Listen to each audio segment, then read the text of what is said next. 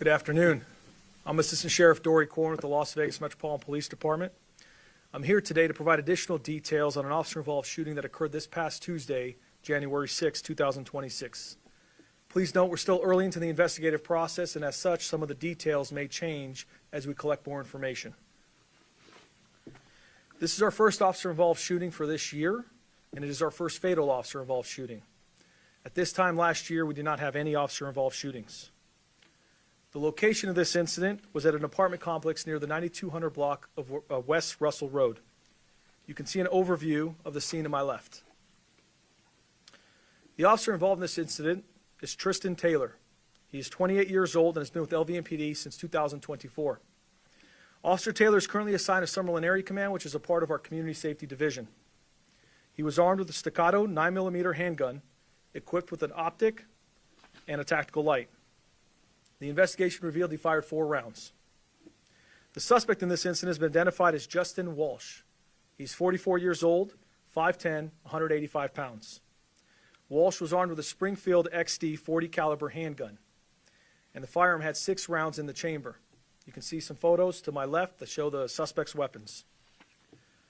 Walsh's charges, if he had survived, would have been 2 counts of assault with a deadly weapon on a protected person, resisting a police officer with the firearm, kidnapping with a deadly weapon, assault with a deadly weapon, domestic violence related, and domestic battery by strangulation. The details of this incident are as follows.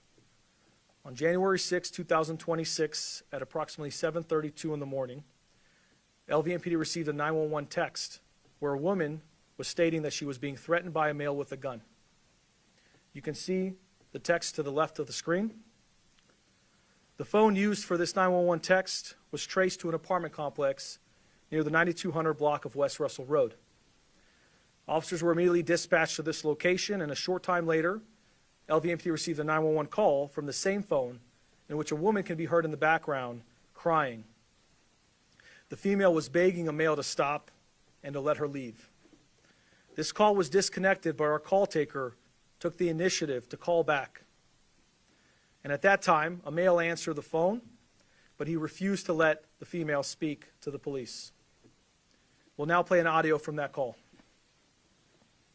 Tuesday, January 6, 2026, 07:48 and 01 seconds.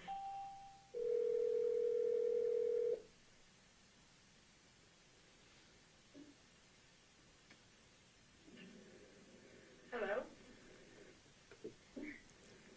Hello, this is Metro Police on our line. Hello? Hello? Sorry? Hi, this is Las Vegas Metro. Okay. Did you call in? No. I'm sorry. It was a mistake. Who is that in the background? What is that in the background? Yeah, why is the Nothing. woman crying? She's not crying. Can I talk to her?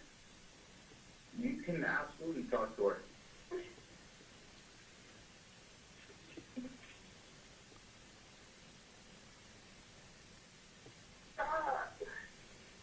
Can you put her on the phone? Yeah, I have her on the phone right now. Okay, can I get off speaker, please? No, you can say what you need to say. Ma'am? Let me hold it. I can talk to myself. Why are you not giving her the phone? She has the phone. She said let me hold it. She's holding the phone. She said she doesn't have it, sir. Can you just hand her the phone, please? As you heard in the 911 call, just a very dangerous situation, if you can read between the lines there of what's being said and what's not being said. So as expected, our officers immediately went to that location. As they arrived in the apartment complex, they located the apartment door where they believed the call originated from, and then they heard 2 people arguing. While in front of the door suddenly opened, and a female attempted to crawl out to the officers in the hallway.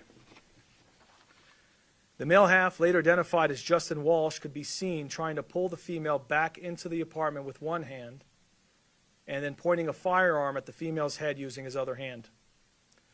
Officers immediately issued verbal commands, but Walsh refused to comply, and then he began to raise his firearm towards our officers. Officer Taylor quickly took action to address the threat and fired 4 rounds, striking Walsh. All of this happened in a matter of split seconds in a close, confined area. Now I will show you body-worn camera footage from Officer Taylor, and then we'll show you a slowed-down version just to highlight the dangers that this victim and our officers faced in that moment.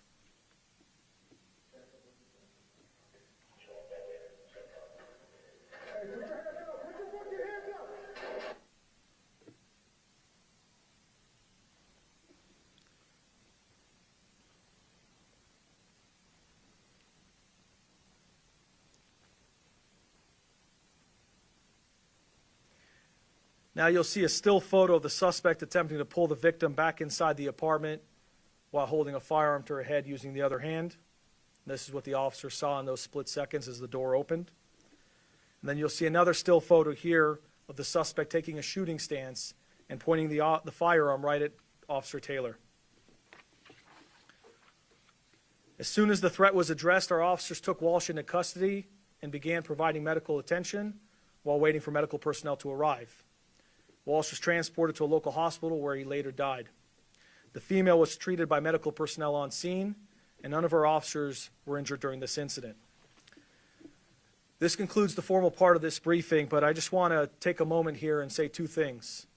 First, this incident is a stark reminder of the dangers that our men and women in law enforcement face every single day. And it's also an important reminder of the courage, the professionalism, and the decisiveness that our officers demonstrate in a moment where really seconds matter the most and where lives are on the line. Our call taker and dispatcher were persistent. They made sure that they called back on a 911 disconnect, and they made sure that they were asking questions to identify a dangerous situation. And then Officer Taylor, his quick actions and decisiveness to address a threat within a matter of split seconds, combined with the bravery of everyone involved that day, really saved a life. The second thing I think that's very important to mention, particularly with this officer-involved shooting, is the issue of domestic violence in our community. The reality is too many members in our community are facing domestic violence, and there's a lot more that can be done. We're at the start of this new year, so there's no better time from my perspective to pause and remind everyone who may be dealing with abuse that there are resources and that they're not alone. And we'll actually want to provide some information that if someone is dealing with domestic violence, please do not hesitate. Reach out to SafeNest or a Victim Advocates Unit. And we're asking you in the media to take the effort to really put it out there. Let's start this year out with trying to reduce domestic violence, because bottom line, early intervention really does make a difference. And Sheriff McMahill has made it very clear that one of his ongoing priorities is to reduce domestic violence and crime as a whole in any way we possibly can. So I think we can start with messaging out the right information to get people help when they need it. With that said, I can take some questions. Mr. Sheriff, do we know if there was any similar calls prior to this incident at the department? At this time, no. There was no indication that there were prior calls for service or prior indication that this couple was having other domestic violence incidents at this time. But as I mentioned earlier, it's early into the investigation process, so some things may change as we recover more information. Outside of Officer Taylor, do we know how many officers in total arrived at that department? So I can tell you, Officer Taylor was one of the officers. There were 3 additional officers and a sergeant that were there pretty quickly right when the incident unfolded. 4 in total? 4 in total, including the sergeant. When it comes to incidents like this, is this what Metro Police train for when they're at the jetty, opening a door and quickly having to decide whether or not to fire? So the question is, when it comes to incidents like this, is this what our police officers train to do, particularly at the jetty, our training center that we recently built? And the short answer is yes. They go through a variety of training exercises to include situations where they have to react very quickly in a matter of split seconds and make a decision. They do go through those kind of training scenarios, and I think you can see in this case an officer that just hired on in 2024, so has been on really only a couple years now, and he performed really well in dealing with a threat that not only he faced, but that the victim faced right in that moment. Also, when you're talking about use of force, I know you go through various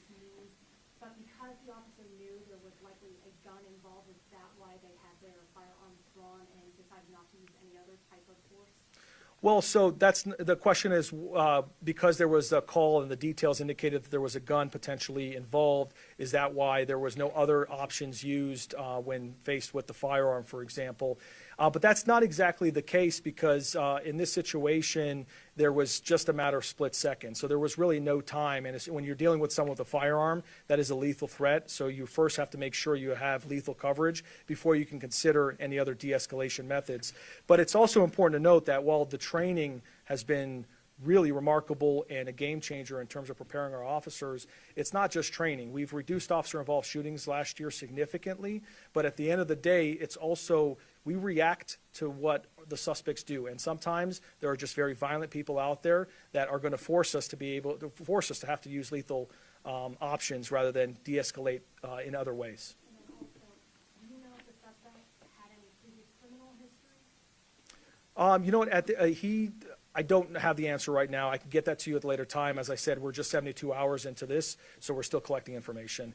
With that, take one more question, and then I'll have to wrap up. For Walsh, do you know if he was a resident of that address, or was there a car that he arrived at that address?